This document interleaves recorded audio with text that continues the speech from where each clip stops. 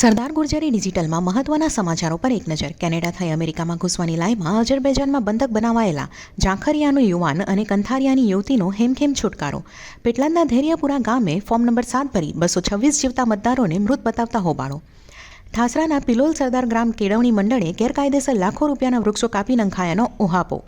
ચરોતરમાં સહકારી મંડળી કમિટીની ચૂંટણીઓ 6 માસ પછી ઠેલાશે. જોકે ન્યાયિક હુકમ ધરાવતી મંડળીઓ મુક્તિમાંથી બાકાત રહેશે.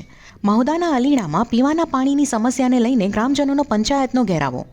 ખેડાના વાવડીમાં નોકરીમાંથી કાઢી મૂકતા પૂર્વ કર્મચારીએ મેનેજર પર લાકડાના દંડા વડે હુમલો કર્યો.